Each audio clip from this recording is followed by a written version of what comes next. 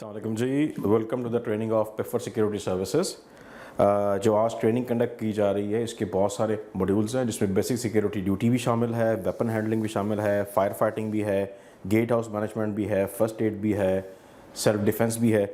वो आपको भी पूरा इस ट्रेनिंग के स्टार्ट में जो आपने देखा है पूरा वैगन व्हील, वो तमाम ट्रेनिंग के मॉड्यूल इसमें शामिल हैं।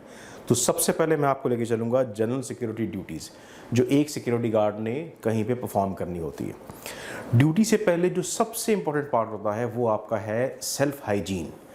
आप ख़ुद प्रॉपरली साफ़ सुथरी हालत में ड्यूटी पे आएँ, आपने शेव की हो, आपके बाल सही हालत में हो। अगर आपने दाढ़ी रखनी है आप दाढ़ी रखें, आपने मूछें रखनी है आप मूछें रखें, लेकिन वो प्रॉपरली उनकी ख़त बनी हो ताकि आप जिस जगह पे ड्यूटी परफॉर्म करें वहाँ पे आपकी शख्सियत के अंदर निखार पैदा हो। सो पहली चीज़ आपकी आ जाती है कि आपने अपनी सेल्फ हाइजीन का ख्याल रखना है। कोशिश करें आप थोड़ी सी खुशबू लगा के जाइए। इन तमाम चीज़ों से आपकी अपनी शख्सियत में निखार आएगा और आपकी सेल्फ हाइजीन बेहतर होगी। सो ये आपका पहला पॉइंट हो गया जनरल सिक्योरिटी ड्यूटीज़ के लिए। दूसरा पॉइंट आपका आता है यूनिफॉर्म का। अपने यूनिफॉर्म को साफ़ हालत में रखिए, आपका यूनिफॉर्म साफ़ सुथरा हो, आपका यूनिफॉर्म प्रॉपरली इस्त्री हुआ हो, इससे भी आपकी शख्सियत में निखार पैदा आएगा। बहुत सारी जो आपकी सिक्योरिटी की पोस्ट हैं वहाँ पे यूनिफॉर्म के बहुत सारे पैटर्न्स हैं, कहीं पे वाइट स्लीव्स है, कहीं पे कमरबंद है, कहीं पे लॉन्ग एंकलेट्स हैं, वो कहीं पे आपकी कोई और चीज़ का एप्लीकेबल है। तो अपने सुपरवाइज़र को इंस्ट्रक्शंस को फॉलो करते हुए जिस तरह का यूनिफॉर्म पैटर्न आपको एलोकेट किया गया है उसी तरह का यूनिफॉर्म पैटर्न आपने पहनना है और उसको आपने साफ़ सुथरा रखना है। अपना यूनिफॉर्म आपका साफ़ हो, प्रॉपरली इस्त्री हुआ हो और आपके शूज़ प्रॉपरली पॉलिश्ड हो, इससे भी आपका डिसिप्लिन इंप्रूव होगा और आपका क्लाइंट जो है वो आपकी सर्विसेज से मुतमईन होगा।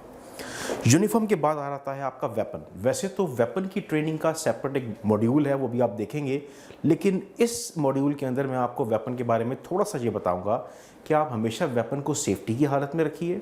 दूसरा, जो वेपन आपको दिया गया है दौरान ड्यूटी इस्तेमाल करने के लिए, इस चीज़ की अश्योर करें कि उस वेपन के लाइसेंस की वैलिड कॉपी आपके पास होनी चाहिए और आपके पास वैलिड अथॉरिटी लेटर होना चाहिए, ताकि इन केस कोई भी पुलिस या LEAs आपके पास आते हैं, लॉ इन्फोर्समेंट एजेंसीज़ वाले, और आपसे तलब करते हैं कि जी ये जो लाइसेंस है इसकी कानूनी हैसियत क्या है, तो आपके पास कंपनी का वैलिड अथॉरिटी लेटर और जो लाइसेंस गवर्नमेंट ऑफ पाकिस्तान ने इशू किया वो भी वैलिड होना चाहिए।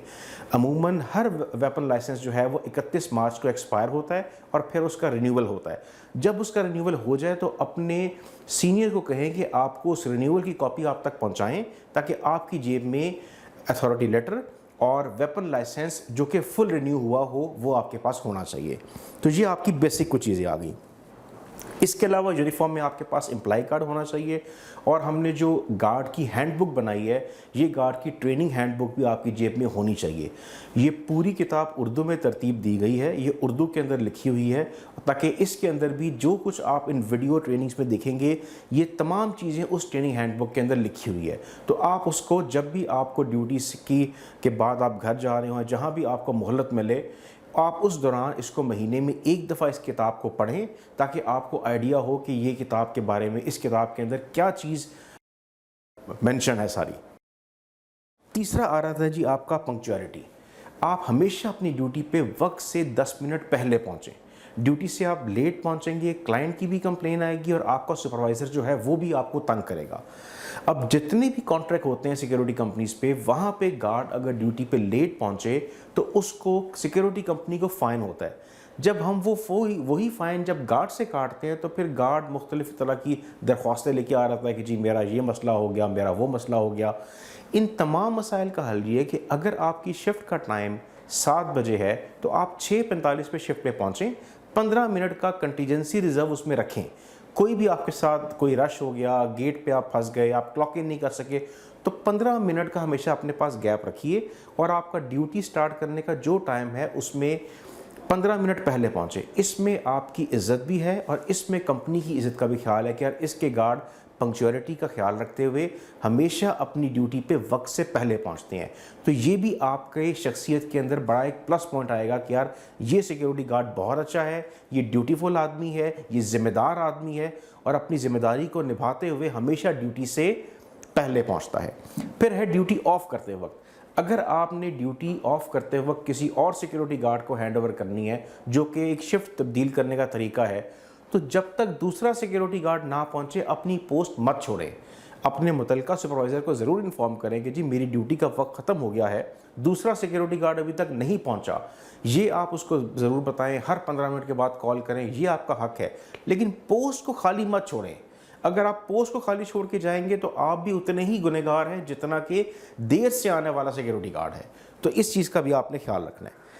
फिर आ गया आपका सेल्फ डिसिप्लिन। आप तरीके से बात करें, तहजीब से लोगों के साथ पेश आएँ। आजकल जो एक अजीब सी चीज़ आ रही है कंप्लेंट्स वगैरह, वो है सिक्योरिटी गार्ड्स का मोबाइल फ़ोन इस्तेमाल करना। मोबाइल फ़ोन आपको दिया जाता है दौरान ड्यूटी, अगर उस पर कोई इमरजेंसी कॉल आए, अल्लाह ना करे कोई इमरजेंसी हो, कोई घर से कॉल आ गई या कंपनी की कॉल आ गई, उस हालत में तो आप मोबाइल फ़ोन इस्तेमाल कर सकते हैं। लेकिन अगर आप सिंपल मोबाइल फ़ोन के ऊपर पैकेज लगा के पीछे अपने रिश्तेदारों से गपशप मार रहे हैं, तो ये चीज़ ना तो क्लाइंट के लिए एक्सेप्टेबल है, ना ही कंपनी के लिए है। इस सूरत में आपको अपनी नौकरी से हाथ धोना पड़ेगा और क्लाइंट जो है वो आगे कंप्लेन करेगा, हमें कंप्लेन करेगा और फिर आगे हम अल्टीमेटली उस सिक्योरिटी गार्ड को जॉब से निकालेंगे और फिर आप दरख्वास्तें लेके आएंगे। तो इस सारी चीज़ का बेहतरीन हल ये है कि अपना मोबाइल फ़ोन अपने पास रखें और उस मोबाइल फ़ोन को आप सिर्फ तब इस्तेमाल करें जब कोई ज़रूरी कॉल आ रही हो उसके ऊपर। मोबाइल फ़ोन जो आपके पास है उसमें इतना बैलेंस ज़रूर होना चाहिए कि इन केस अगर कोई भी सूरत हाल ऐसी पैदा होती है कि आपको कंपनी को फ़ोन करना पड़े, क्लाइंट को फ़ोन करना पड़े या पुलिस को फ़ोन करना पड़े, फायर ब्रिगेड को फ़ोन करना पड़े या आपको एम्बुलेंस कॉल करनी पड़े, तो इतना बैलेंस 150 रुपये आपके फ़ोन में हर वक्त होना चाहिए ताकि आप उस इमरजेंसी हालत से निकल सकें। फिर जी आता है आपकी लोकेशन। जिस जगह के ऊपर आप ड्यूटी परफॉर्म कर रहे हैं उस जगह के बारे में मुकम्मल जानकारी हासिल करें। मिसाल के तौर पे कि अगर आप रावलपिंडी में ड्यूटी सरअंजाम दे रहे हैं तो आपको पता हो कि आप दफ्तर नंबर मिसाल के तौर पे 10 है, फ्लोर जो है ये 3रा है, इस बिल्डिंग का नाम क्या है, इस इलाके का नाम क्या है, इस शहर का नाम क्या है, ये सारी जानकारी आपको होनी चाहिए। इसका बेनिफिट आपको यहाँ पे आएगा कि इन केस अगर कोई ऐसी ऊंच नीच हो जाती है, ऐसा अनलाइकली इमरजेंसी हो जाती है और आपको पुलिस को कॉल करना है, तो जब तक आपको खुद ही नहीं पता होगा कि आप ड्यूटी कहाँ पे सरअंजाम दे रहे हैं तो आप पुलिस वाले को क्या बताएंगे कि वो कहाँ पे आए।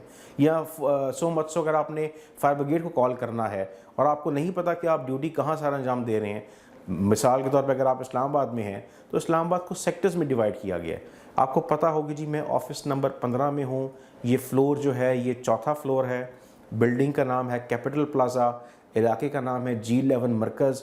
ये सारी इन्फॉर्मेशन आपके पास होनी चाहिए और ये सारी इन्फॉर्मेशन आपने तसल्ली के साथ आगे हायर अथॉरिटीज़ को बतानी है। In the unlikely event of any theft, fire, जो कुछ भी होता है आप उसको बता सकें।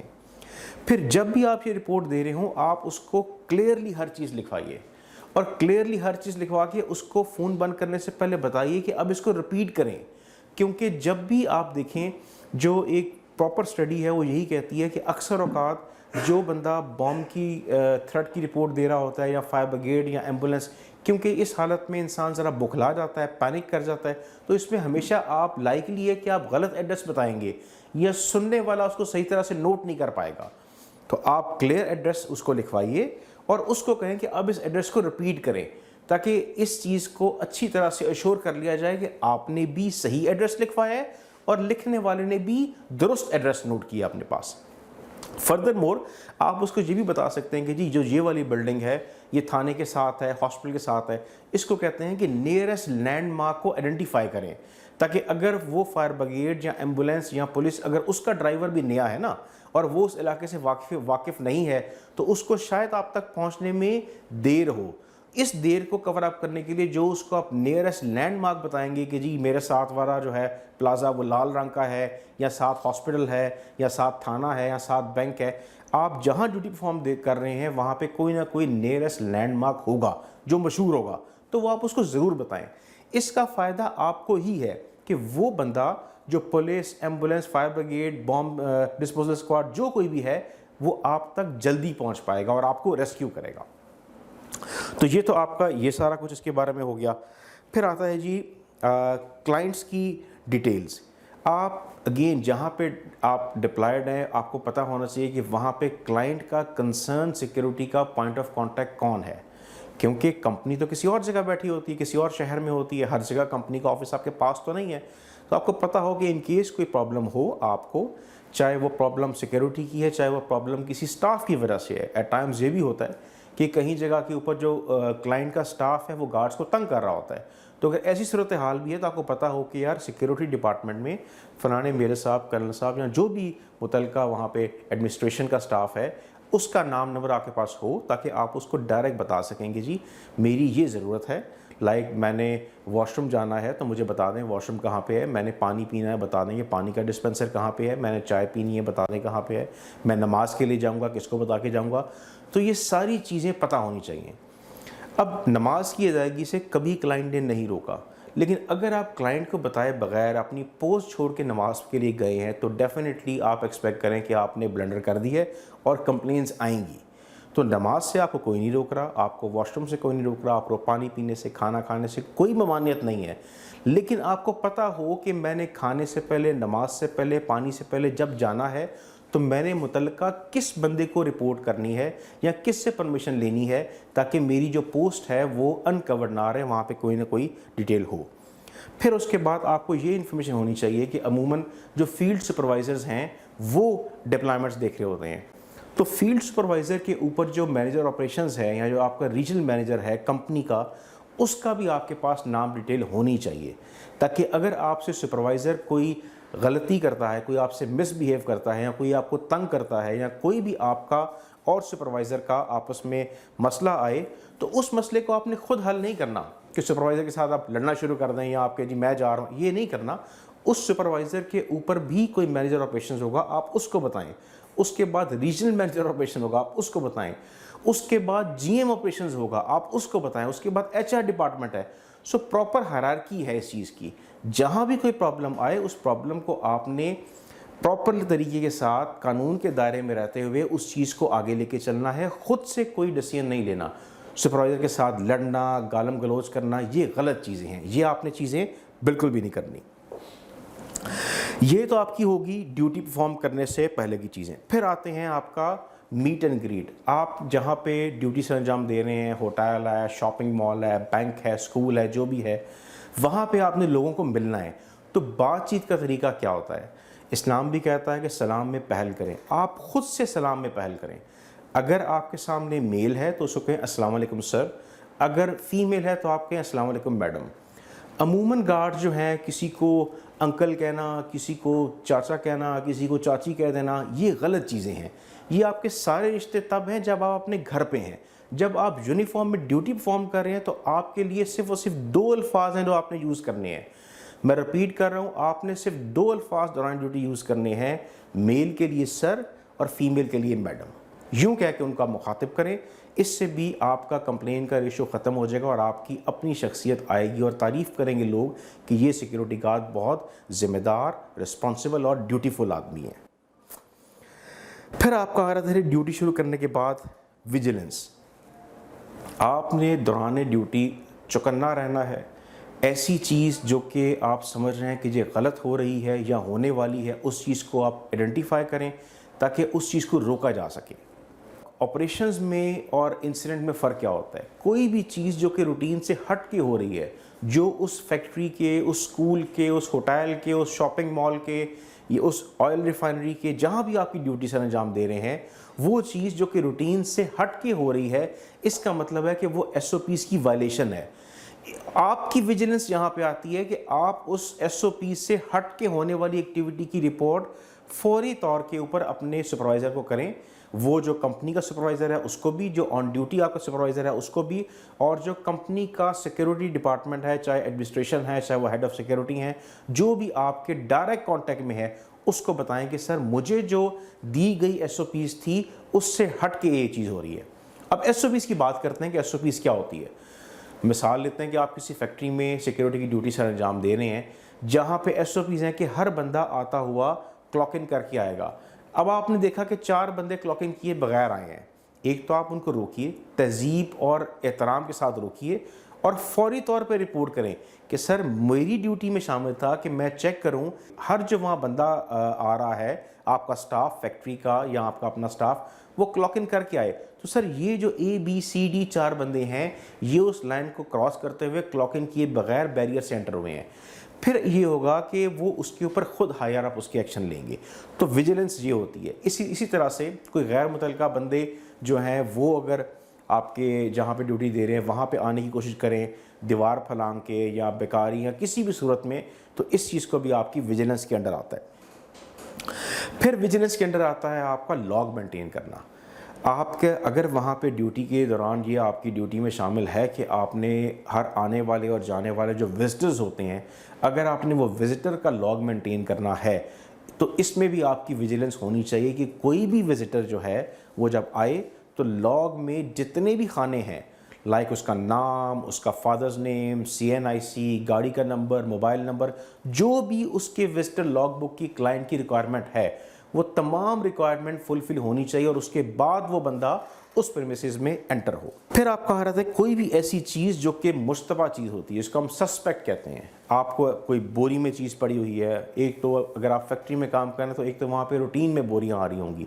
अगर एक बोरी जो है वो एक अनअटेंडेड हालत में साइट पे पड़ी हुई है, इट मीन्स कि वो एक सस्पेक्ट है। उसको फौरी तौर पे आप साइट पे करें और मुतल्लिका बंदे को इन्वॉल्व करते हुए अगर समझें कि ये कोई सस्पेक्ट है तो फिर आप उसमें बॉम्ब डिस्पोजल स्क्वाड को इंक्वायर करें या जिसको भी जो भी उस सूरत हाल के हिसाब से बेहतरीन कोर्स ऑफ एक्शन हो वो आप करें। लेकिन विजिलेंस का पार्ट एक आपका है कि आपने हर सस्पेक्ट को रिकॉर्ड करना है और रिपोर्ट करना है। ये नहीं कि एक जगह के ऊपर आप बैठे हुए हैं, वहाँ पे 15 बोरियाँ पड़ी हैं वैसे ही और सिक्योरिटी गार्ड को कोई इन्फॉर्मेशन है ही नहीं, तो ये चीज़ आपको जो है बिल्कुल भी उसमें नहीं करना। You have to make it sure कि ये चीज़ जो है उसमें ना आए। फिर आपका आ रहा था जी पेट्रोलिंग। पेट्रोलिंग आपकी 3 तरह की होती है, जिसको गश्त करना कहते हैं। दौरान ड्यूटी किसी जगह पे तो गार्ड की स्टैटिक ड्यूटी होती है, बैंक के बाहर हो गया या आपका होटल या मॉल्स के बाहर जो आपकी गेट पे होते हैं वो तो फिक्स्ड होते हैं।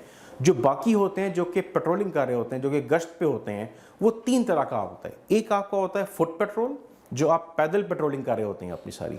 दूसरा, अगर आपको कंपनी ने वहाँ पे बाइक्स दी हुई हैं, बहुत सारे लोकेशंस के ऊपर मोटर बाइक्स दी हुई हैं, उसके ऊपर आप पेट्रोलिंग करते हैं। तीसरा होता है आपका हमने गाड़ियाँ दी हुई हैं, आप गाड़ी पे पेट्रोलिंग करते हैं। पेट्रोलिंग का सबसे ज़बरदस्त जो चीज़ SOPs है वो ये है कि आप जब भी पेट्रोलिंग पे जाएं कोशिश करें 2 बंदे जाएं। एक बंदा पेट्रोलिंग को फ्रंट से लीड कर रहा हो, एक बंदा उसका बैकअप में हो। और पेट्रोलिंग स्टार्ट करते वक्त जो है आप अपने मुतल्लिका सुपरवाइज़र को बता के जाएं, ताकि अगर उस पेट्रोलिंग के दौरान आपके साथ कोई नाखुशगवार वाक़या पेश आए तो आपके सुपरवाइज़र को पता हो कि यार मेरे ये 2 बंदे पेट्रोल पे निकले थे और 2 घंटे हो गए ये वापस नहीं आए। अगर आप नहीं बता के जाएंगे तो शायद आपके साथ कोई इंसिडेंट हो तो वो ओवरनाइट या वो अगले दिन जाके पता लगे। अगर आप बता के जाएंगे तो सुपरवाइज़र उसके ऊपर एक्शन लेके आपके पेट्रोलिंग के रूट के ऊपर बंदे भेज के चेक कर लेगा। तो आपका अगर फुट पेट्रोल है, बाइक पेट्रोल है, गाड़ी का जो भी आप पेट्रोलिंग कर रहे हैं, जिस तरह का भी आप गश्त कर रहे हैं, आप 2 बंदे करें। एक बंदा लीड कर रहा हो और एक बंदा बैकअप में साथ चल रहा हो और दोनों की इन्फॉर्मेशन आपके मुतल्लिका सुपरवाइज़र को हो कि ये मेरी टीम है, पेट्रोलिंग टीम है, ये मेरी गश्त वाली टीम है जो कि इस टाइम पेट्रोलिंग कर रही है, ताकि वो वहाँ पे इन केस कोई ऐसा अनलाइकली इवेंट होता है इमरजेंसी का तो उसको वो केटर फॉर किया जा सके। फिर आपका आ रहा था जी एंट्री और एग्जिट। जितने भी आपके एंट्री और एग्जिट के रास्ते हैं ये आपको पता होने चाहिए, ताकि वहाँ से को जो बंदा आ रहा है, जो बंदा जा रहा है, उसका कंप्लीट आपके पास इंफॉर्मेशन होनी चाहिए। चाहे वो विजिटर है, चाहे वो, अगर आप मिसाल ले लेते हैं कि अगर आप किसी स्कूल में ड्यूटी सर अंजाम दे रहे हैं तो स्कूल के अंदर जो है आपका वहाँ पे स्टूडेंट्स हैं, बच्चे हैं, आ रहे हैं, जा रहे हैं, तो डेफिनेटली हर बच्चे की लॉग बुक मेंटेन नहीं हो रही होती, पर आपको पता होता है अगर आप ड्यूटी वहाँ सर अंजाम दे रहे हैं कि ये बच्चा मेरे स्कूल का है या ये बच्चा नया है। तो इस तरह से आप आइडिया लगा सकते हैं कि कोई भी नया बंदा जो है जिसको आप नहीं जानते वो कभी भी बग़ैर इजाज़त के यहाँ पे ना आ सके। एंट्री एग्ज़िट के जितने भी जहाँ पे आप ड्यूटी सर अंजाम दे रहे हैं वहाँ पे एंट्री एग्ज़िट के जितने भी रास्ते हैं आपको उसके बारे में पता होने चाहिए, स्पेशली जो फायर एग्ज़िट हैं। अक्सर ये होता है कि सिक्योरिटी गार्ड्स को ये नहीं पता होता कि ये फायर एग्ज़िट कहाँ पे है, और कभी भी जब आग लगती है तो एक अजीब सी भगदड़ मचती है और हर बंदा आगे पीछे भाग रहा होता है। आप जहाँ पे ड्यूटी सर अंजाम दे रहे हैं वहाँ पे जो मेन एंट्री एग्जिट के रास्ते हैं वो भी आपको पता होने चाहिए, और जो फायर एग्जिट के रास्ते हैं वो भी आपको पता होने चाहिए। और आपने ड्यूटी शुरू करते वक्त अश्योर करना है कि फायर एग्जिट के दरवाज़ों के पीछे कोई चीज़ नहीं पड़ी हुई, ताकि in case any unlikely event जहाँ पे आग लगे वहाँ पे आप लोगों को गाइड भी करें कि यार यहाँ पे फायर एग्जिट हैं। अगर 100 बंदा आ रहा है, उनको नहीं पता कहाँ से निकलना है, तो वो 100 बंदा एक दूसरे से टकरा के ज़्यादा कैजुअलिटी हो सकती है। अगर आपको पता हो कि 4 जहाँ पे फायर एग्जिट हैं, तो उस 100 बंदे के क्राउड को आप 25-25 ईच में करके डिवाइड करके भेज सकते हैं। और लास्टली कि वहाँ पे वो जो फायर एग्जिट है उसकी बैक पे कोई चीज़ ना पड़ी हो, ताकि इजीली फायर एग्जिट ओपन हो सके। तो ये कुछ बेसिक थी जी। आपका पहला मॉड्यूल जनरल सिक्योरिटी ड्यूटीज़ का यहाँ पे ख़त्म होता है। बाकी मॉड्यूल्स आप इसमें आगे देखेंगे। Thank you.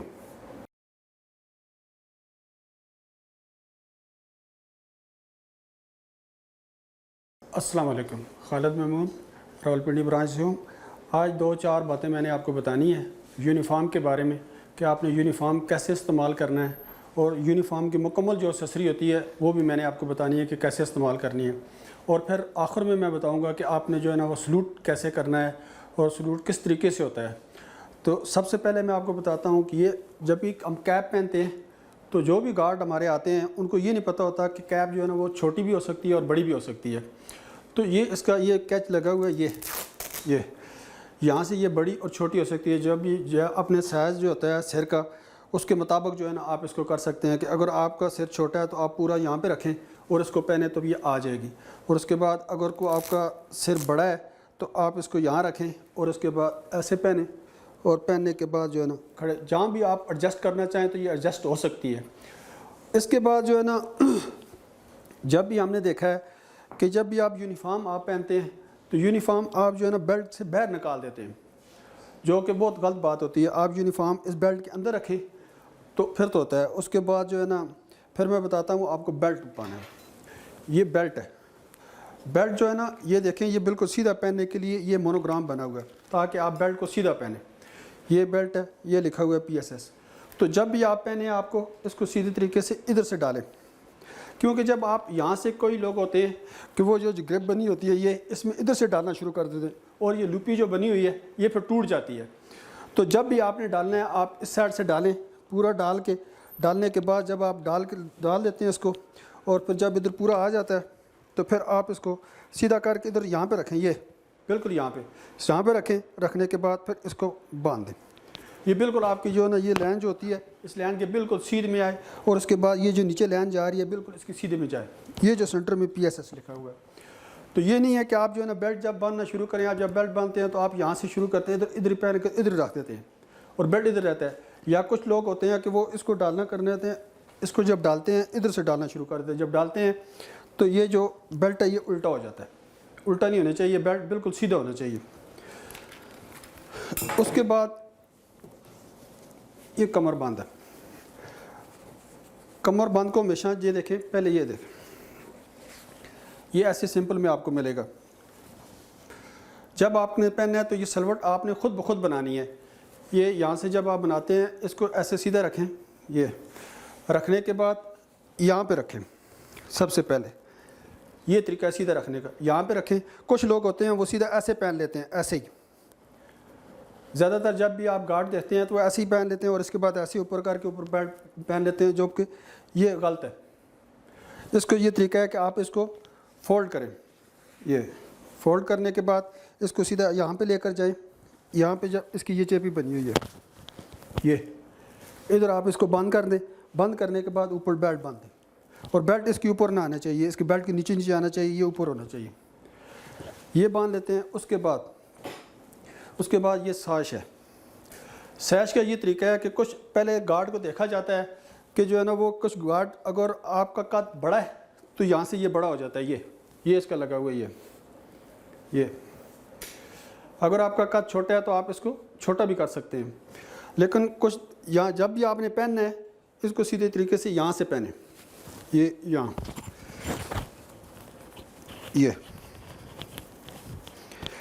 यहाँ पे प्रेफरेंस लिखा हुआ है ये, तो ये यहाँ से आए, यहाँ से नहीं पहनना। यहाँ से जब आप पहनेंगे तो ये जो प्रेफरेंस यहाँ पे लिखा हुआ है ये इसके नीचे छुप जाएगा।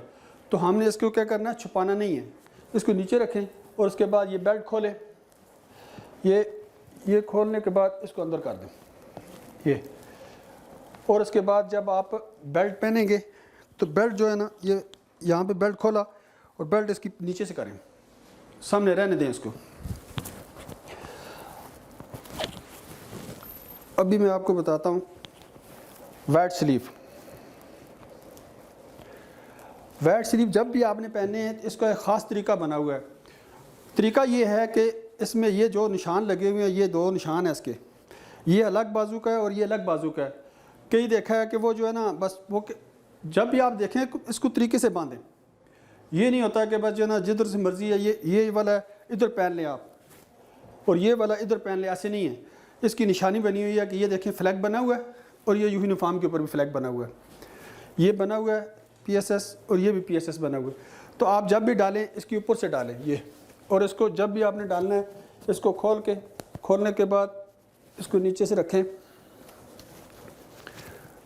रखने के बाद इसको यहाँ से बटन बंद कर दें और ये फिर स्लीव कहीं नहीं जाता। और फिर जब उतारना है यहाँ से पकड़ने के बाद रख दें। इसी तरीके से ये निशानी लगी हुई है, ये अफसा की, और ये यहाँ पे निशानी लगी हुई है, ये इसके ऊपर पहनना है। ये नहीं है कि ये वाला इधर नहीं पहनना, इधर वाला उधर नहीं पहनना।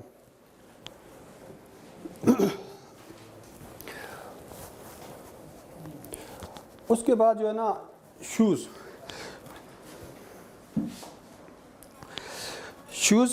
हमारी कंपनी की जो भी यूनिफॉर्म है वो ऑलरेडी टाकिंग होती है, तो आपको जो है ना एक्स्ट्रा से जो है ना टाकिंग लेना नहीं पड़ती। जो भी टाकिंग है पहले ही इसमें डली हुई है टाकिंग। तो जब भी आप पहनते हैं शूज़, उसके जो है ना लेसेस आप पूरे बंद करें। ये देखिए पूरे बंद करें। कुछ लोग होते हैं इधर आगे से डालते नहीं हैं, कुछ इधर से नहीं डालते। जो भी शूज़ डालना है पूरा जो है ना उसके लेसेस बंद करें। बंद करने के बाद आप कंफर्टेबल होंगे, आराम से चलेंगे और आराम से खड़े होंगे, ड्यूटी के ऊपर सारा कुछ करेंगे, आराम से होंगे। लेकिन आपके जब लेसेस ही सही बंद नहीं होंगे, इधर तक रखेंगे, ये ऊपर से खुला होगा, तो खड़े होंगे तो ये ऐसे नीचे झुकाव करेगा और इसके बाद बुरा लगेगा। तो जब भी आप खड़े होते हैं बिल्कुल सीधे खड़े हों और बिल्कुल जो है ना शूज़ों के ऊपर जो लेसेस बंद करें। और इसके बाद नीचे सॉक्स लाजमी पहने शूज़ों के अंदर। जितने भी ये शूज़ होते हैं अक्सर गार्डों को देखा गया है कि वो सॉक्स नहीं पहनते, इसी तरह पहन लेते हैं और उसके बाद अंदर पसीना आता है। पसीना आ के जो है ना उसके बाद आपके पाँव ख़राब हो जाते हैं। तो फिर 10 दिन या 20 दिन या 1 महीना या 2 महीने के बाद जब भी आप वो आगे से रिपोर्ट कर रहे होते हैं सुपरवाइज़र को कि जी मेरे पाँव ख़राब हो गए, ये शूज़ आपने कैसे दिए, ये शूज़ ठीक नहीं है। हालांकि वो शूज़ ठीक होते हैं, शूज़ों का कोई मसला नहीं होता, लेकिन हम क्या करते हैं, हम पहनने का तरीका नहीं पता होता। हम ये करते हैं कि सॉक्स जो होती है वो हम बीच में इस्तेमाल नहीं करते, बगैर सॉक्स के जो है ना वो शूज़ पहन लेते हैं। उसके बाद बीच में पसीना आता है, जब हम चलते फिरते हैं या खड़े होते हैं 12-12 घंटे खड़ा होना पड़ता है। तो खड़े होने के बाद जो है ना वो आस्ता आस्ता पाँव गलना शुरू हो जाते हैं, बीच में फुटराट हो जाता है, तो इसकी वजह से पाँव ख़राब होते हैं। आप जब भी ये शूज़ पहने इसके जो है ना अंदर सॉक्स पहने, सॉक्स पहनेंगे तो आपको कोई मसला नहीं होगा। उसके बाद बेल्ट मैंने आपको बता दिया, यूनिफॉर्म बता दिया कि आप पैंट पूरी पैंट पहने। और उसके बाद जो शर्ट होती है वो उसके अंदर रखें, शर्ट को कभी भी बाहर न निकालें, शर्ट अंदर रखें। और उसके बाद जो है ना आपको मैं बताता हूँ सल्यूटिंग का तरीका।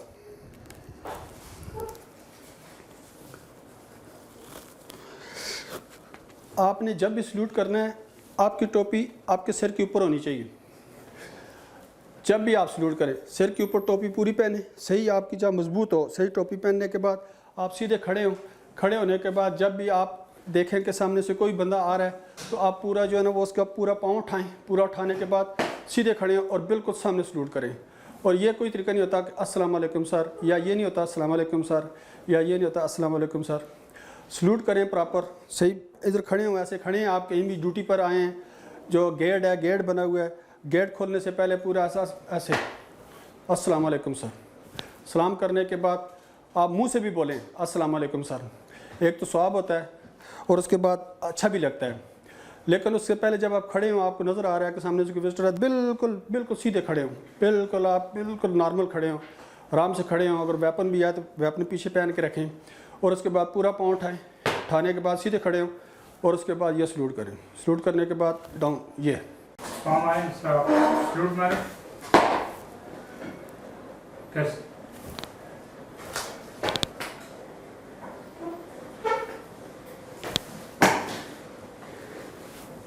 ये सल्यूटिंग का तरीका है। तो ये नहीं होता कि जो है ना आप कोई भी बंदा उधर से आ रहा है, आने के बाद जो भी आप बंदा देखते हैं जी तो बस ये करें जी अस्सलाम वालेकुम जी। बेहतर है कि आप पूरा सलूट करें, सलूट करने के बाद उसको अस्सलाम वालेकुम कहें। कोई जा रहा है, जाने के बाद उसको कहें जी खुदा हाफिज़ या अल्लाह हाफिज़। तो ये बातें थी जो मैंने आपके गोशगवार कर दी हैं, तो उम्मीद है कि आपको पसंद आएगी। अल्लाह हाफिज़।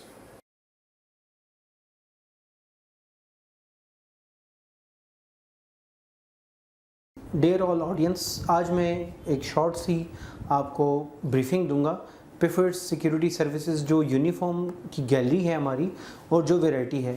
प्रेफर्ड सिक्योरिटी सर्विसेज की अगर आप यूनिफॉर्म गैलरी देखें तो ये एक ऐसी हम आपको यूनिफॉर्म प्रोवाइड करते हैं डिफरेंट ओकेजन, डिफरेंट एम्प्लॉयमेंट्स के लिहाज से, कि ऐसी वैरायटी जो है मार्केट में कोई भी दूसरी सिक्योरिटी कंपनी आपको प्रोवाइड नहीं करती।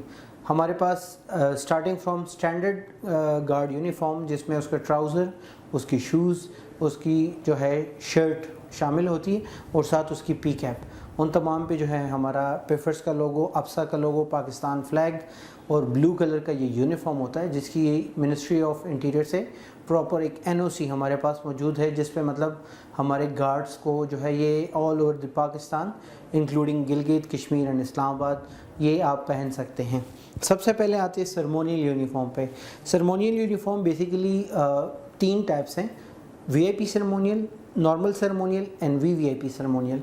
इसका फ़ायदा क्या है या इसकी जो है ऑन ग्राउंड यूजेज क्या है?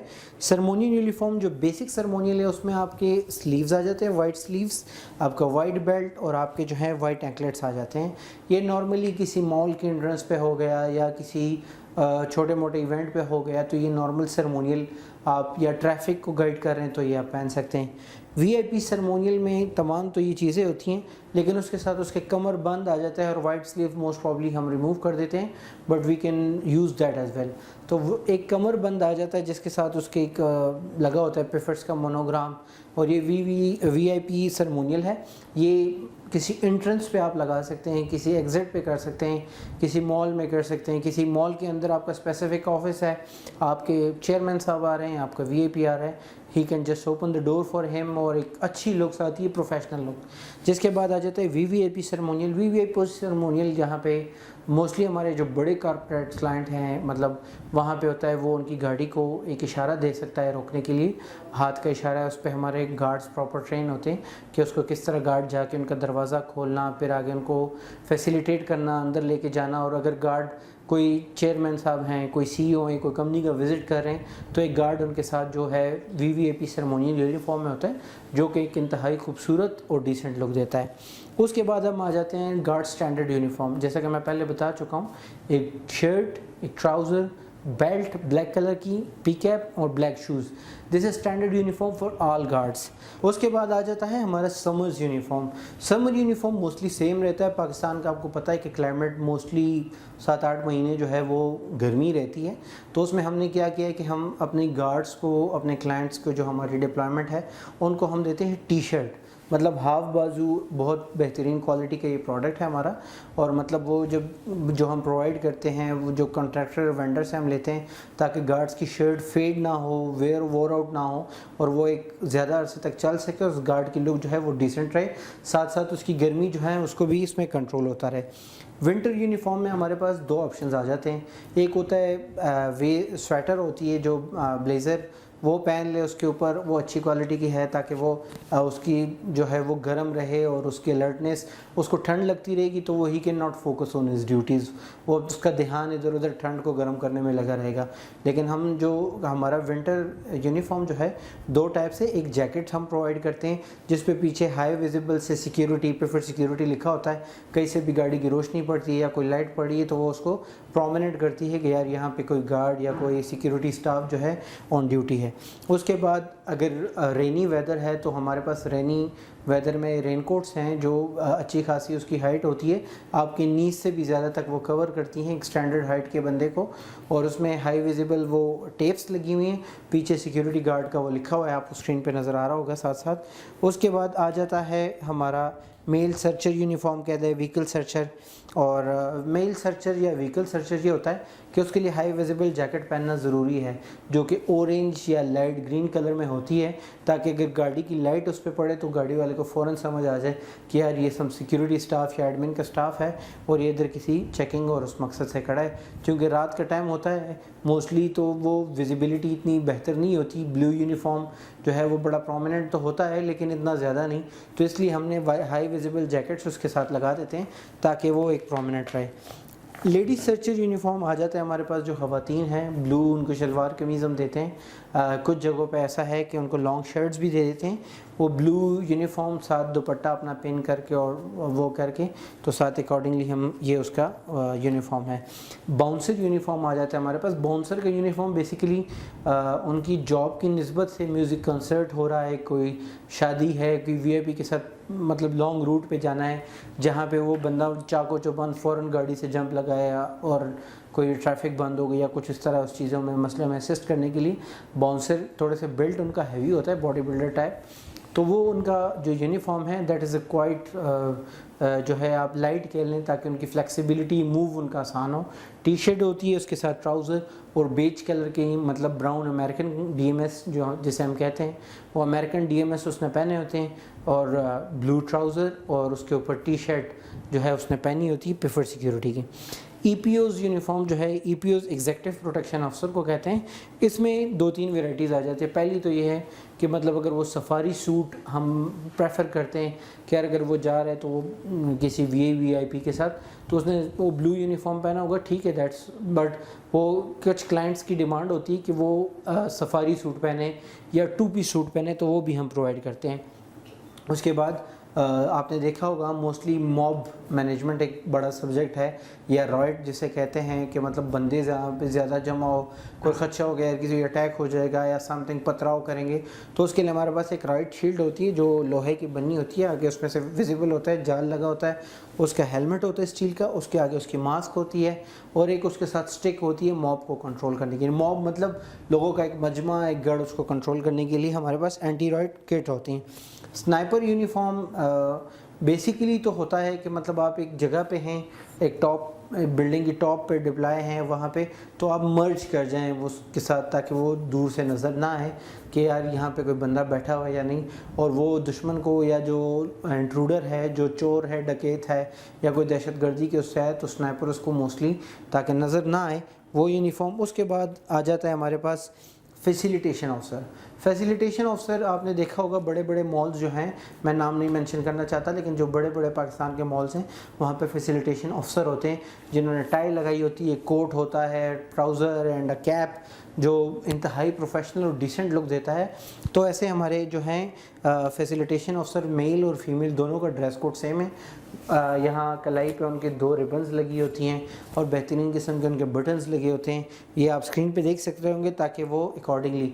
गर्मियों में उनका ये होता है कि उनकी कोट रिमूव हो जाती है, टाई और वाइट या half light very light blue shirt उन्होंने पहनी होती है, साथ कैप, बेल्ट, शूज़ वगैरह, और उनके आस्तीन पे वो रिबन जो है वो एज इट इज़ रहती है, लेकिन शर्ट पे उस रिबन का साइज़ थोड़ा सा पतला हो जाता है।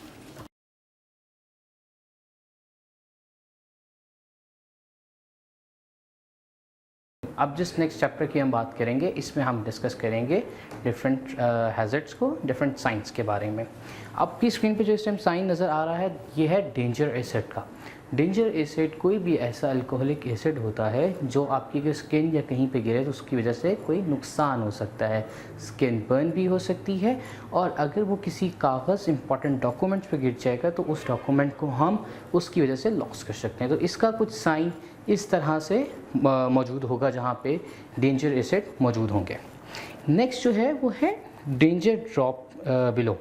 इसमें क्या होता है, इसमें बेसिकली ये होता है कि जहाँ पे कुछ डेंजरिंग एरियाज़ होते हैं या कोई साइट ऐसी है, डाउन साइट आ रही है, रोड थोड़ी सी स्लिपरी है, तो वहाँ पे ये साइन मौजूद होता है और ये आपको निशानदेही करता है या आपको बताता है कि इससे आगे ये डेंजर है और आप अपनी सेफ्टी को मद्देनज़र रखें। इसके बाद जो साइन आपको इसमें स्क्रीन पे नज़र आ रहा है ये है सीसीटीवी ऑपरेटिंग का।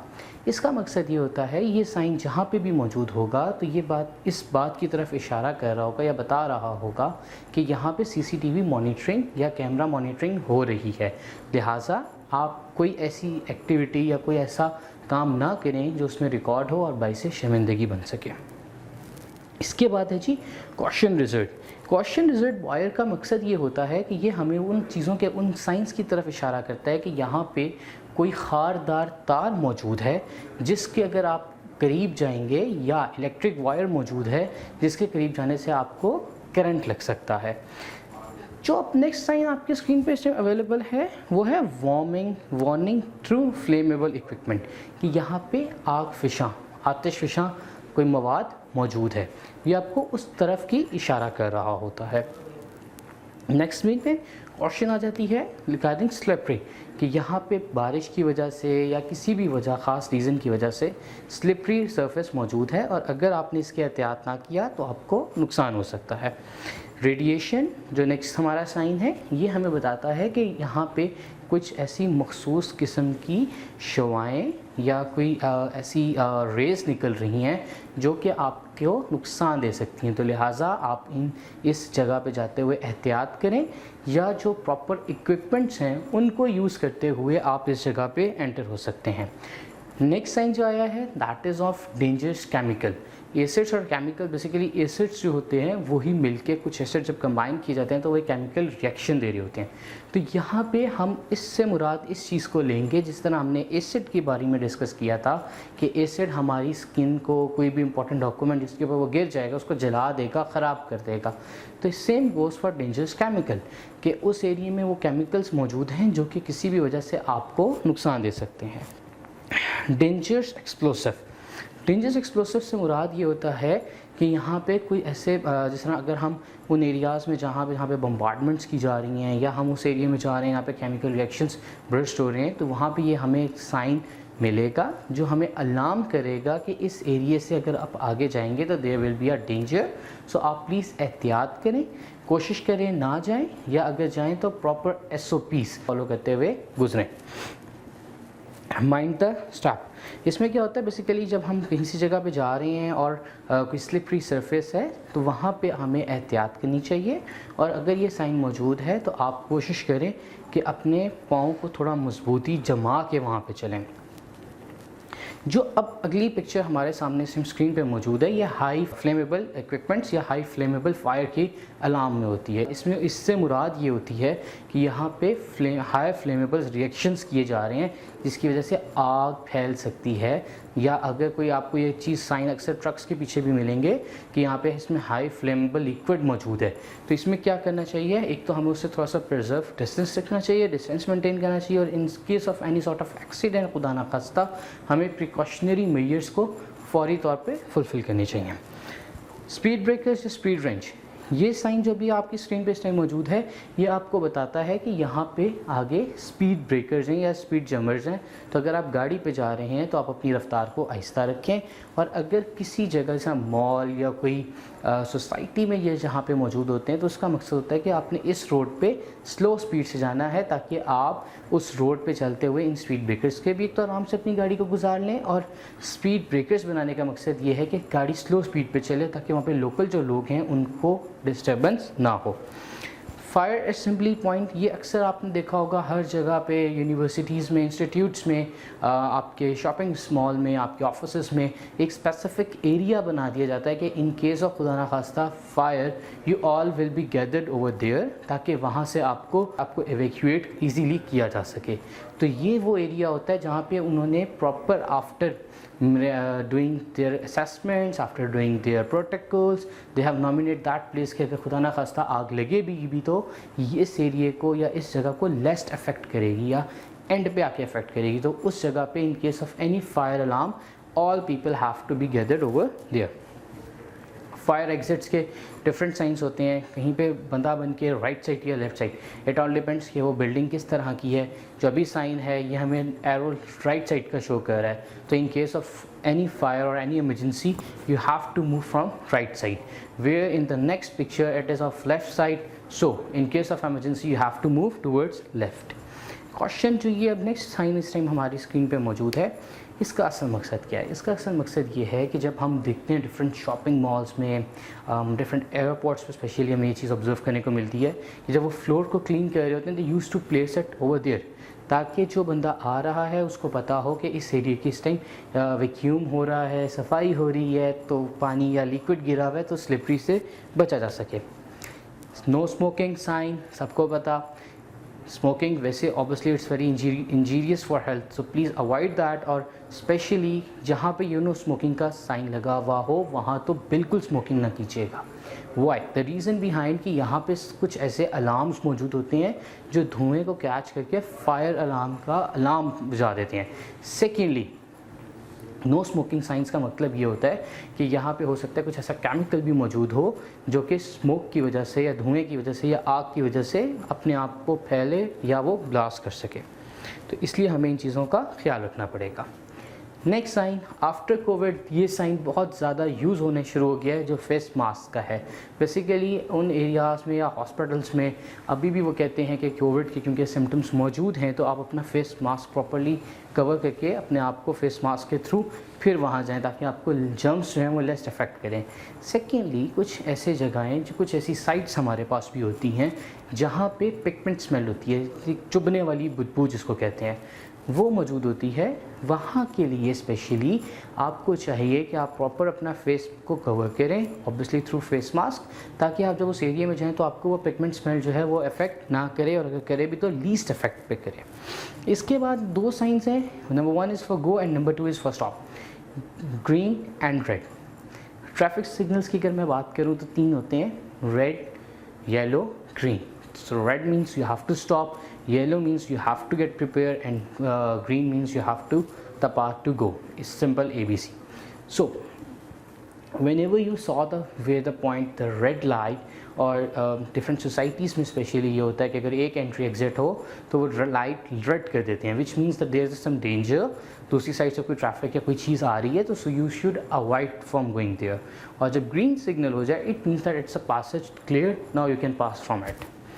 इसी तरीके से जो ये नेक्स्ट साइन है that is also about the danger, किसी किस्म का कोई डेंजर, कोई ख़तरे की निशानी लाल रंग से बेसिकली हम ख़तरे को एक्सप्लेन कर रहे होते हैं, सेल्फ एक्सप्लेनेटरी एक तरह से हम थीम बन गया है रेड लाइट से कि ये ख़तरे की निशानी के तौर पे आ रहा है। इसके अलावा PPE जो नेक्स्ट सिंबल है हमारा, PPE stands for personal protection equipments. कुछ जगहों के हर एक साइट एरिया का डिफरेंट SOPs होते हैं, अगेन जो उस SOPs के मुताबिक आपने अपने आप को वेयर करना है। लेट्स सपोज एक डॉक्टर जो कोविड वार्ड में ड्यूटी कर रहा है उनके लिए PPE डिफरेंट्स हैं, उनको अपने पर्सनल जो इक्विपमेंट्स हैं वो डिफरेंट तरीके से वेयर करने पड़ते हैं ताकि उनको कोविड के जो पेशेंट्स हैं वो अफेक्ट ना करें। इसी तरह डिफरेंट साइट्स के ऊपर डिफरेंट इक्विपमेंट्स यूज़ हो रहे होते हैं जो कि आपकी अपनी पर्सनल सेफ्टी के लिए होते हैं। लेट्स सपोज हेलमेट हो गया, आपके सेफ्टी शूज़ हो गए, so you have to wear those things while moving towards that specific site. This is a very common sign, हम सब अक्सर इस चीज़ को भूल जाते हैं, what the difference between push and pull. So push means that you have to drag that door and pull means you have to attract it towards yourself. तो ये थोड़ा सा डिफरेंस होता है पुश एंड पुल का। ये sign भी इस टाइम हमारे स्क्रीन पे मौजूद है तो ये आप इसको ख्याल कीजिएगा। अच्छा, कुछ सिंबल्स के बारे में हम डिस्कस करेंगे। नंबर 1 जो अभी इस टाइम स्क्रीन पे मौजूद है दैट इज स्मोक सिग्नल।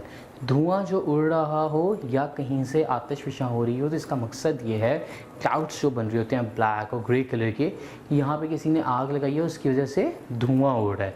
तो जो ये धुएं का या स्मोक का जो साइन होता है वो बेसिकली या तो क्लाउड से होता है जिस तरह हमारी स्क्रीन पे मौजूद है।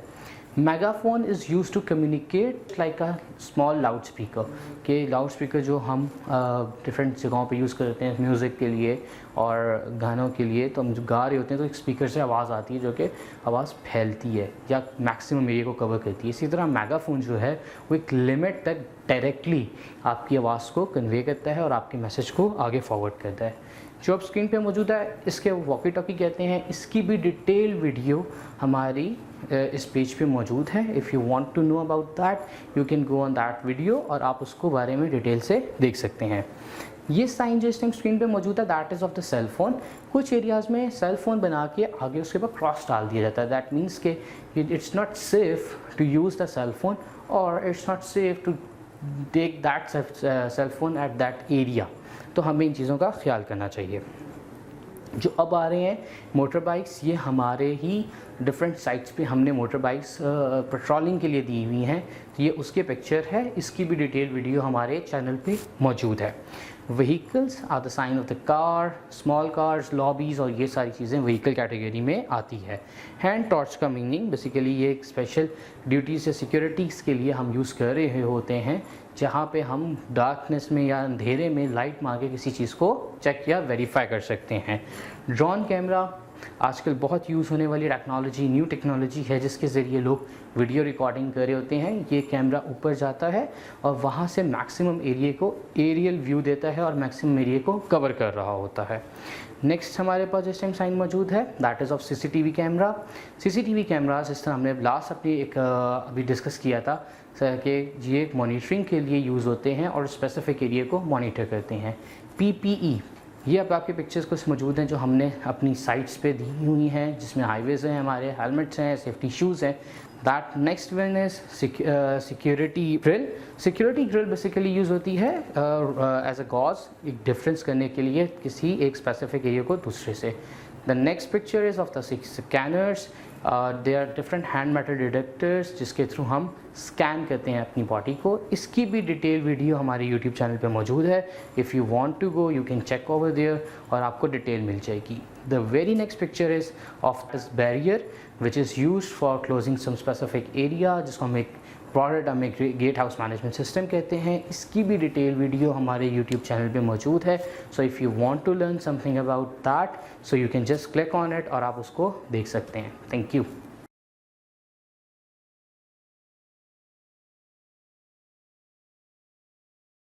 अस्सलाम वालेकुम जी। ये जनरल सिक्योरिटी ड्यूटी का एक और पार्ट है जिसका नाम है एस्कॉर्ट सर्विसेज। अब मैं थोड़ा सा आपको बताऊंगा कि अगर आप एक जहाँ पे आप ड्यूटी पे सर अंजाम दे रहे हैं, एक आपकी होती है स्टैटिक ड्यूटी, एक आपकी होती है एस्कॉर्ट ड्यूटी, जहाँ पे आप क्लाइंट या वैल्यूएबल के साथ मूव कर रहे होते हैं, जिसको हम कहते हैं CVIT सर्विसेज आती हैं इसमें, cash and valuable in transit service. चाहे वो कैश है, चाहे वो कोई दस्तावेजी कोई डॉक्यूमेंट्स हैं, आपके सारे दस्तावेज़ात हैं आपकी, चाहे वो आपका कोई गोल्ड है या कोई आपका वैल्यूएबल शख्सियत है, फॉरनर है, जो कोई भी है आपका। तो एस्कॉर्ट पे जब भी आप होते हैं, एस्कॉर्ट के ऊपर तो बेसिकली आप चाहें तो पूरी की पूरी किताबें लिखी जा सकती हैं, लेकिन एस्कॉर्ट की आपकी बेसिक चीज़ ये है कि एस्कॉर्ट शुरू करने से पहले आप टीम तश्कील दे लें। कम से कम भी जो है एस्कॉर्ट में है आपके 3 बंदे एस्कॉर्ट के अंदर जा रहे हों। नंबर 1 चीज़, आपका एस्कॉर्ट की आपकी जो गाड़ी है उसके साथ एक बैकअप व्हीकल एस्कॉर्ट में लाजमी चल रही हो, जहाँ पे आपकी प्रोटेक्शन हो उसके अंदर लाजमी, क्योंकि अगर एक गाड़ी ख़राब हो जाती है तो दूसरी गाड़ी उसको लेके आगे जाती है और बैकअप रिकवरी बाद में आती है। अगर आप एक ही गाड़ी में एस्कॉर्ट कर रहे हैं तो वो कभी भी आपकी सिक्योरिटी SOPs की वायलेशन है कि आपके पास कोई रिकवरी व्हीकल है ही नहीं। तो एस्कॉर्ट जब भी हो, वैसे तो अगर आपकी जो एस्कॉर्ट में अगर आपके साथ कोई फॉरनर्स हैं तो इसमें आप 4-5 गाड़ियां भी उसके अंदर एंगेज कर सकते हैं, पायलट व्हीकल भी हो सकती है, टेल व्हीकल भी हो सकती है, लेकिन मिनिमम एस्कॉर्ट आपका होगा 2 गाड़ियों का। एक आपका जिसमें वैल्यूएबल हो आपका होगा, फॉरनर्स वगैरह होंगे, और दूसरा आपका उसमें जिसमें आपकी प्रोटेक्शन बैठी हुई है, जिसमें आपकी टीमें बैठी हुई हैं। सो 2 गाड़ियाँ कम से कम एस्कॉर्ट में होनी चाहिए, पहला। दूसरा, एस्कॉर्ट का रूट क्या है। एस्कॉर्ट आपका जिस रास्ते से जा रहा है उसके रूट का आपको पता होना चाहिए कि जी एयरपोर्ट से होटल, या होटल से फैक्ट्री या स्कूल या बैंक या कमर्शियल आपका मॉल हो गए, जहाँ भी जा रहे हैं तो आप हमेशा उसके 3 रूट्स आइडेंटिफाई करें, ताकि आपके ड्राइवर को इतनी सेंस और उसके पास रूट होने चाहिए कि यार मैंने किस रूट से अपनी टीम को लेके गुजरना है।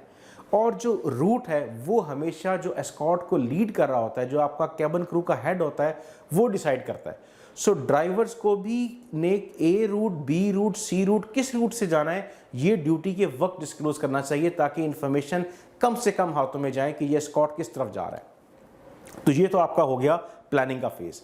फिर आपका आता है कि अल्लाह ना करे आपके एस्कॉर्ट के ऊपर अटैक हो गया है। जब भी एस्कॉर्ट के ऊपर अटैक होता है तो आप 3 पॉइंट मूवमेंट करते हैं। जो मैंने स्टार्ट में कहा कि आपने टीम तश्कील देनी है, कम से कम 3 बंदों की प्रोडक्शन साथ लगी हो। तो ए, बी, सी, अल्फा, ब्रावो, चार्ली, जो भी आपने उनके अंडरकवर नाम रखने हैं वो आप एलोकेट कर देंगे स्टार्ट में। जब भी आपके पास एस्कॉर्ट पे अटैक होता है तो ये आपने प्लानिंग फेज में एस्कॉर्ट ड्यूटी शुरू करने से पहले एलोकेट करना है कि जो आपका सीपीओ नंबर 1 है या सीपीओ नंबर ए है या सीपीओ अल्फा, जो भी उसका नाम है, वो अटैकर को एंगेज करेगा। नंबर 2, जो आपके साथ वहाँ पे गोरा है, फॉरनर है, वैल्यूएबल चीज़ है, गोल्ड है, कैश है, जो कुछ भी है जिसको आप एस्कॉर्ट कर रहे हैं, वो उसको अपनी सेफ कस्टडी में लेगा। और नंबर 3, जो तीसरा टीम मेंबर आपका है वो कंट्रोल रूम को इन्फॉर्म करेगा कि जी हमारे एस्कॉर्ट पे अटैक हुआ है, इट मींस कि हमारा रूट डिस्क्लोज हुआ है। तो कंट्रोल रूम उसको वहाँ से ही अल्टरनेटिव रूट या रूट बी या रेड रूट एलोकेट करेगा कि जी अब आप उस रूट पे लेते हुए अपनी डेस्टिनेशन के ऊपर आइए। सो ये 3 पॉइंट मूवमेंट का आपने, अगर आपकी ये प्लानिंग पहले से नहीं होगी तो पता लगे तीनों बंदे अटैकर को एंगेज कर लें और जो आपका गोरा है या जो आपका फॉरनर है उसको कोई और बंदा अपने साथ ले जाए, या जो गोल्ड है वो आपके हाथ से निकल जाए, कैश आपके हाथ से निकल जाए, या पता लगे तीनों बंदे जो हैं वो उसके साथ एंगेज हो जाए जो आपका वैल्यूएबल है, तो पता लगे अटैकर को एंगेज नहीं हुआ और अटैकर आपके ऊपर फायर खोल के रखा हुआ है, या तीनों बंदों ने कंट्रोल रूम फ़ोन कर लिया और बाकी 2 चीज़ें आपकी खाली होगी। तो ये काम नहीं करना है। प्लानिंग आपका सबसे इंटीग्रल पार्ट है। एस्कॉर्ट शुरू करने से पहले 3 बंदों की आपके सीपीओज हों, ड्यूटीज क्लियर हों कि जी अगर अटैक हुआ तो ए जो है they will engage the attacker, B जो है वो सेफ कस्टडी ऑफ क्लाइंट करेगा, और सी जो है वो कंट्रोल रूम को एंगेज करेगा फॉर द अल्टरनेटिव रूट। तो इस तरह आपने इसको लेके चलना है। अब आप आते हैं कि आपके ऊपर अटैक हुआ, एक बंदे ने अटैकर को एंगेज किया, दूसरे ने सेफ कस्टडी ली, तीसरे ने कंट्रोल रूम को किया, आपका 2 सेकंड 3 सेकंड में पूरा कोऑर्डिनेशन हुआ और आपने रूट चेंज कर लिया। जिस रूट पे अटैक हो जाए उस रूट को फॉलो कभी नहीं करना, क्योंकि लाइकली है कि उस रूट पे दोबारा अटैक होगा, क्योंकि अटैक हमेशा तब होता है एस्कॉर्ट पे जब आपका रूट डिस्क्लोज हुआ है, चाहे वो इंटरनली हुआ है चाहे वो एक्सटर्नली हुआ है। तो जिस रूट पे आपको अटैकर मिल जाए उस रूट को आपने चेंज करना है। अब उसको चेंज करने के आपने चेक करना है कि अगर कोई अटैकर आपको फॉलो कर रहा है तो आप किसी सेफ जगह के ऊपर अपने आप को लेके आए। वो सेफ जगह क्या हो सकती है? That can be a bank, जो नियरेस्ट बैंक है, आप अपने साथ जो वैल्यूएबल पर्सनैलिटी है उसको लेके आप बैंक में चले जाएं। कोई होटल है, कोई पेट्रोल पंप है, पुलिस स्टेशन है, हॉस्पिटल्स हैं, मतलब ऐसी कोई भी चीज़ जो कि पब्लिक एरिया है वो आपके लिए सबसे जल्दी और सेफ हेवन का एक आपका जो है तौर पे आपके साथ आप उसको वहाँ पे जा सकते हैं ताकि आप किसी फर्दर बड़े अटैक से बच सकें। तो अपनी एस्कॉर्ट को हमेशा आप प्लान करें और प्रॉपरली आप लेके चलें। थैंक यू वेरी मच जी। यहाँ पे आपका एस्कॉर्ट का सेशन भी आपका एंड हो गया। Thank you.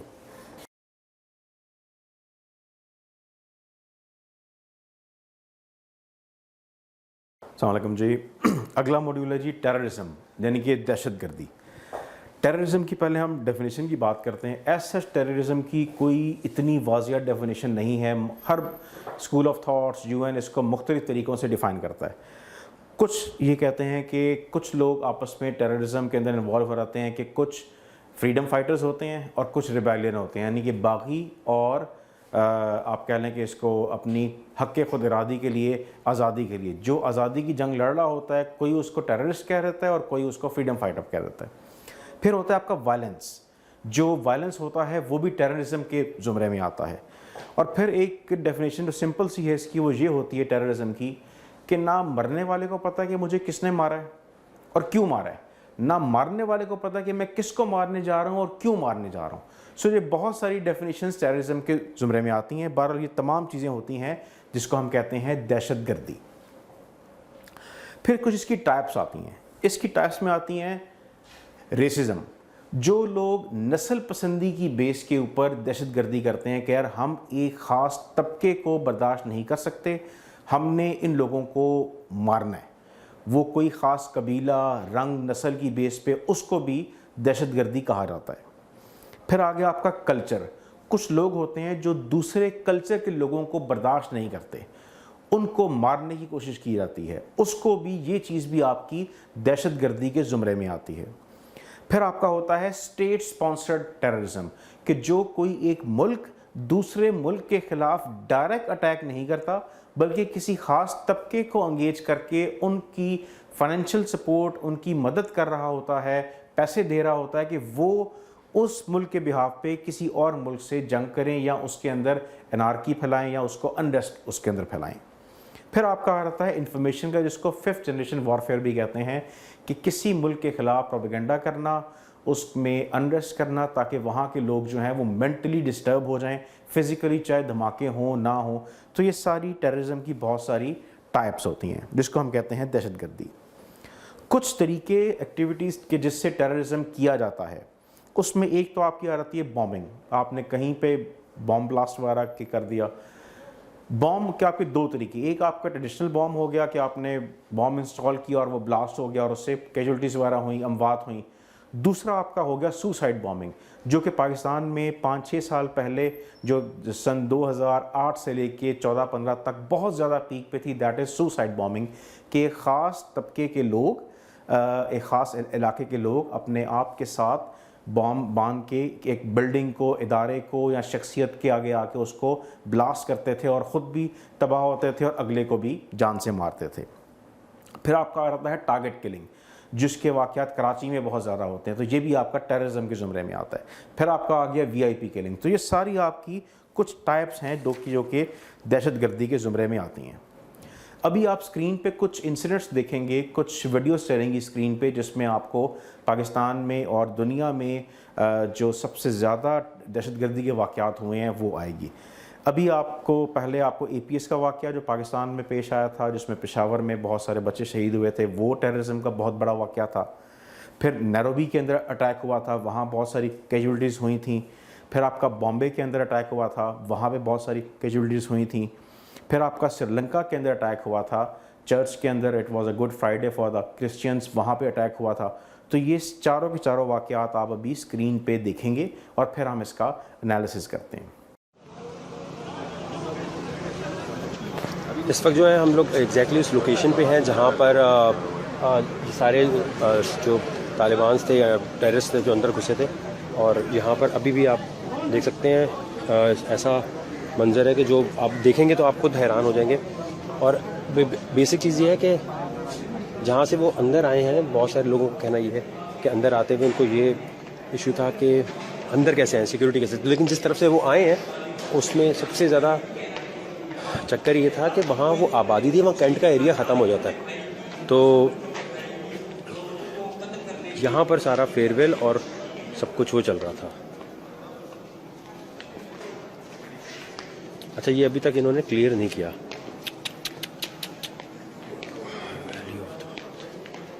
Value of the month, house on duty, discipline.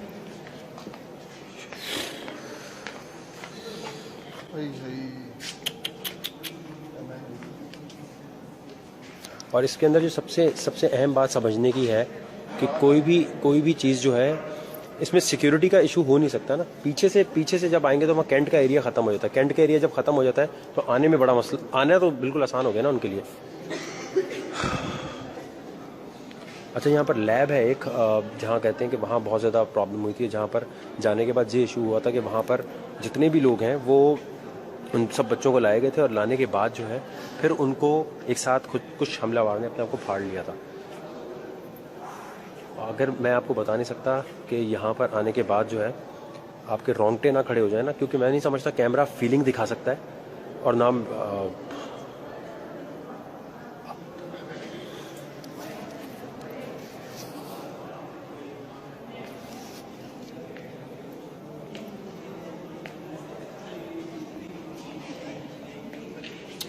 खून अभी भी नीचे पड़ गया यार।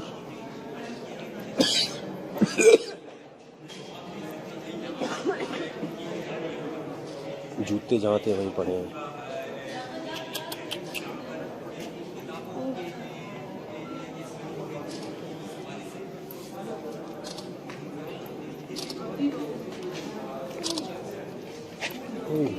ओए ओए ओए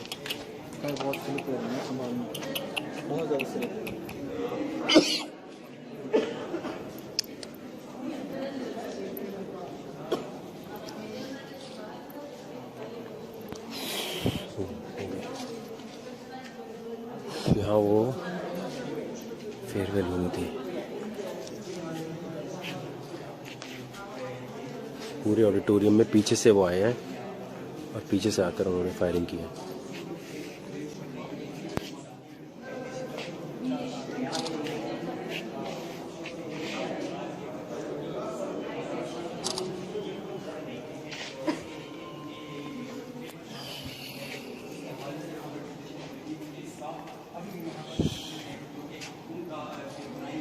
मेरे ख्याल से ब्लेम गेम नहीं होना चाहिए अब बिल्कुल भी, क्योंकि इस तरह बच्चों को मारने वाला चक्कर जो है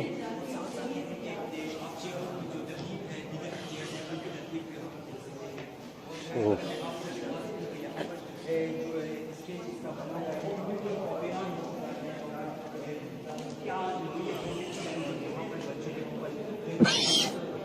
अल्लाह माफ करे।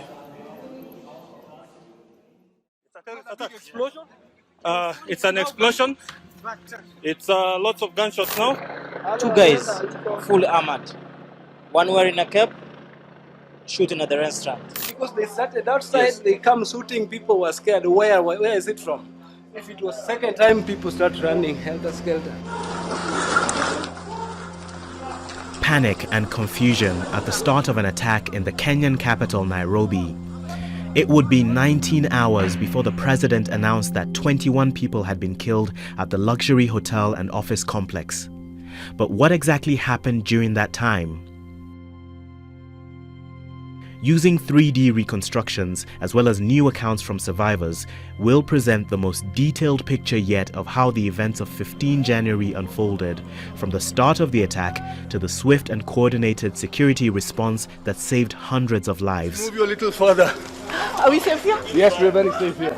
With my sister. You'll be fine. This is the 14 Riverside complex. It's one of East Africa's most exclusive business developments. At its heart is the 5-star Dusit D2 hotel, surrounded by restaurants, banks, and luxury office blocks. It's 3:28 on the day of the attack, and the lunchtime rush is over at the Secret Garden restaurant. A man approaches, speaking loudly into his phone. "Where are you?" he says in Swahili. Moments later, he blows himself up. The explosion is the first phase of the attack. Around the same time, 4 gunmen drive towards the compound entrance. Police say that the militants are forced to abandon their car after 2 nearby officers shoot at them. Moving on, the attackers throw grenades, setting ablaze 3 cars parked by the entrance gate. This second explosion in another location is designed to create chaos and confusion. Dressed in black, they are armed with assault rifles, carrying extra magazines of ammunition. The attackers are organized. They split into 2 groups and make their way to the first office block. News of the attack starts to spread.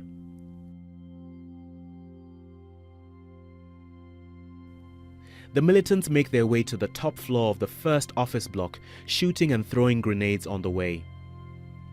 2 go round the back of the building. The bodies of 5 victims will be recovered from the Secret Garden restaurant. People begin to flee the buildings. It's an explosion. It's lots of gunshots now. Run down! Run when you're... No!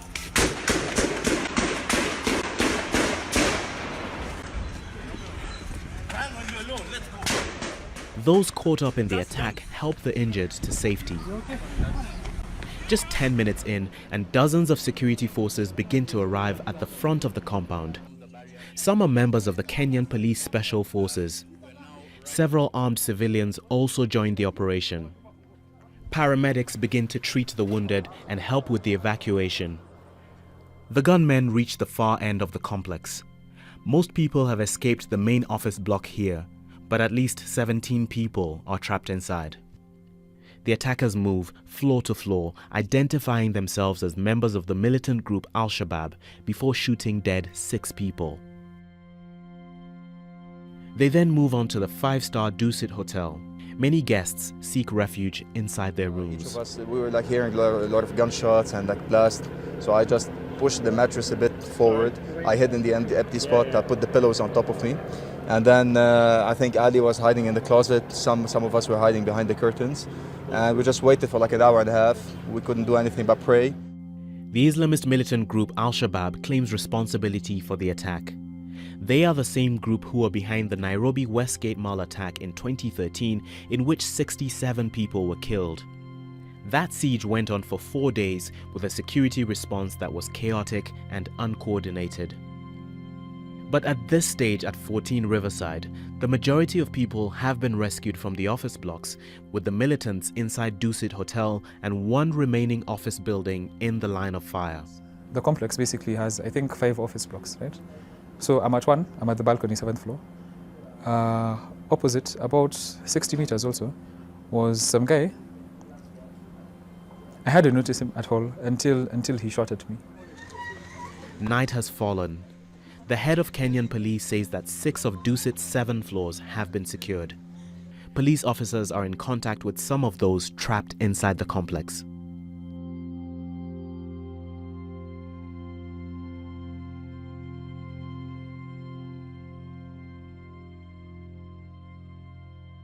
The government announces all affected buildings have been secured.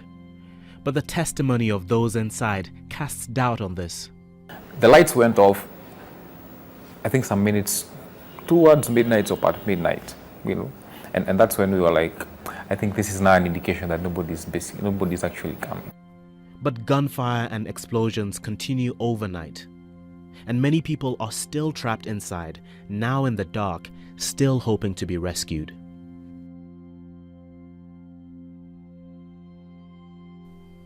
Scores of people continue to escape overnight. The police have confirmed to us that fighting continued throughout the night and that the attackers were killed by 8 a.m. at the latest.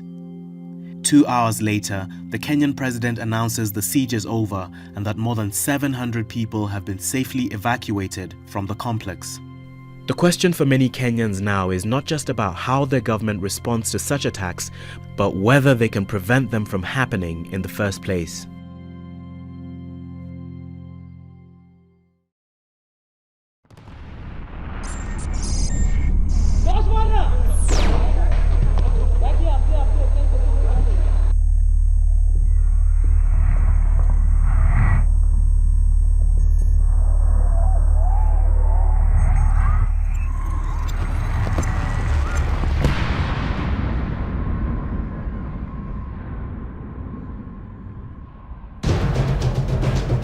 Terrorists are actually holed up in 3 places. 3 places is the confirmation. We have Devesh on the phone line from the Taj Hotel area. Yes, Devesh. Arnab, apparently 6 minutes back we have a report about an explosion that took place on the top floor of the old Taj building. It was a kind of surreal kind of atmosphere here. There were intermittent shots of shooting, which has made all of us very nervous. We didn't know what was happening. There were some grenade blasts here and there sometimes. Sometimes there are people who are coming out of the Taj, which with shock on their faces, and it was something which none of us had been exposed to. You don't get used to such kind of a thing in urban terrorism, where you're standing trying to report from a structure which is so famous in Mumbai, and suddenly we are put into this kind of a situation where you have to report and you have to tell people what is happening here. As all of this was happening, this mishmash of information coming in, suddenly one hears that there has been an explosion on top of the Taj. There were some reports that there had been people who had been taken up to the top of the Taj and had been shot at. I didn't know in my own mind how much of this information to sanitize, because I knew there were a lot of people at the Taj, and I didn't want to, give Details on a story that I didn't know everything about. But I remember the silhouette come up before the Taj.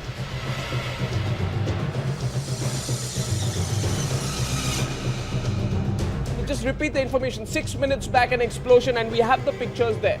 Arnab, in fact, some time back, we've heard some shots being fired here, quite a few shots being fired here, and in fact, there was not an explosion, but we can see fire coming out of the top of the dome of the old Taj Hotel and a huge plume of smoke.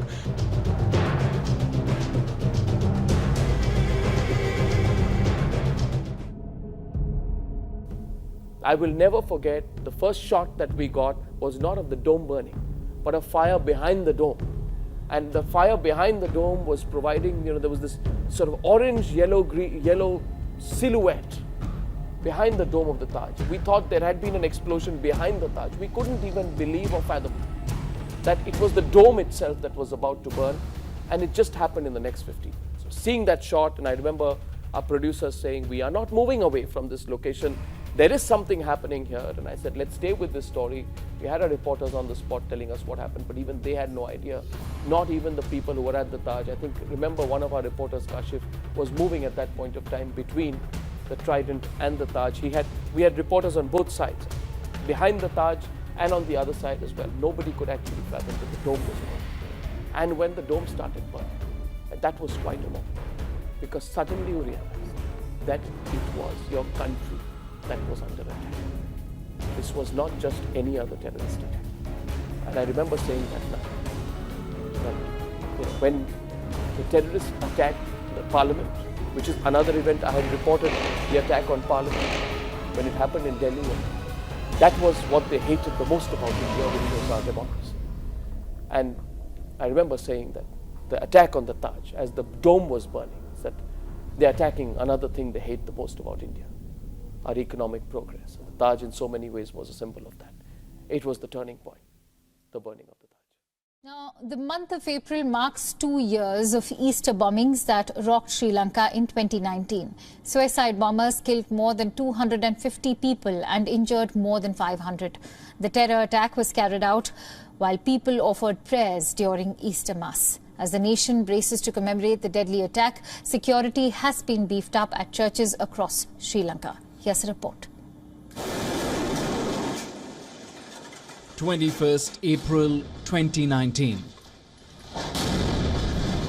6 near-simultaneous explosions rocked hotels and churches during Easter Mass.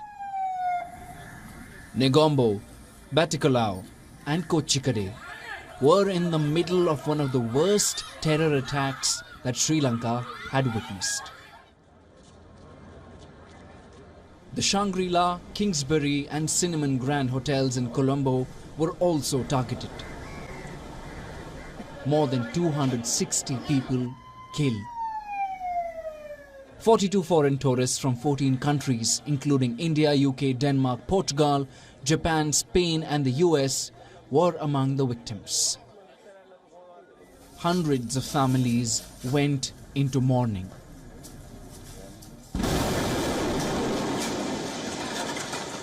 As the tragedy unfolded, WION was reporting from ground zero. A blast has happened! A blast has happened! A blast has happened! A blast has happened! A blast has happened! A blast has happened!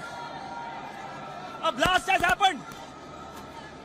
Investigators concluded that 2 Muslim groups that were inspired by the Islamic State were responsible for the attack. No one has been prosecuted yet. Former Sri Lankan President Maithripala Sirisena's government was blamed for ignoring near-specific intelligence received before the attack. Sri Lanka marks 2 years of Easter bombings this month. The bombings traumatized the country and shook its sense of national security. In the aftermath of the attack, the Sri Lankan government had temporarily banned burqa, citing national security concerns and Islamist extremism. Even though the ban was lifted, Sri Lanka continues to mull over banning the burqa and shutting more than 1,000 Islamic schools.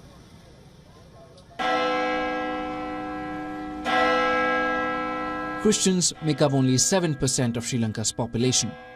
Catholics recently held demonstration urging the government to prosecute the perpetrators. Buddhist monks gathered outside St. Anthony's Church, one of the attack sites. They are unsatisfied by what they call a lack of progress in the inquiry.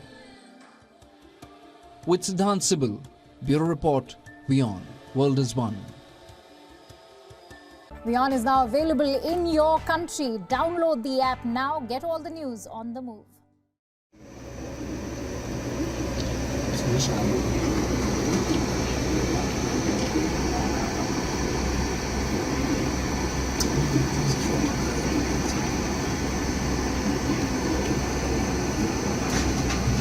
pupils hapo wameisuru.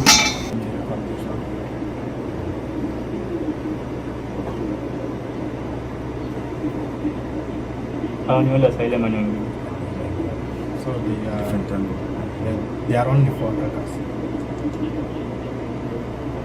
So that jeep. So they took different directions.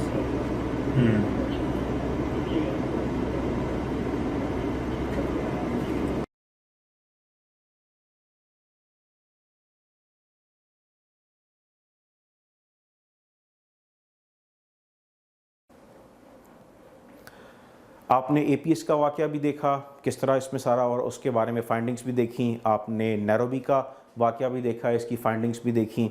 आपने Bombay attack का भी clip arts देखे, इसकी भी finding देखी, और आपने Sri Lankan attack के बारे में भी इसको देखा।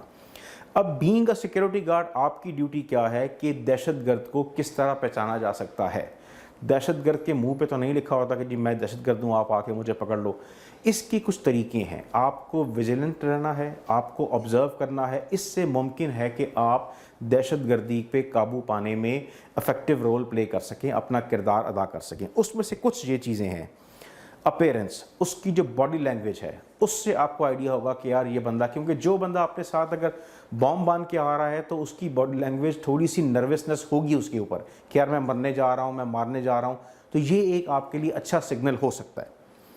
फिर उसकी फेस रीडिंग, जब भी आपने सर्च करनी हो, सर्च के अंदर आप हर बंदे को सर्च नहीं कर सकते, तो फेस रीडिंग जो है, अगर आप एक अच्छे फेस रीडर हैं तो वो आपको बता सकता है कि ये बंदा क्या एक्टिविटी परफॉर्म करने जा रहा है। सो फेस रीडिंग से भी आप गेज कर सकते हैं।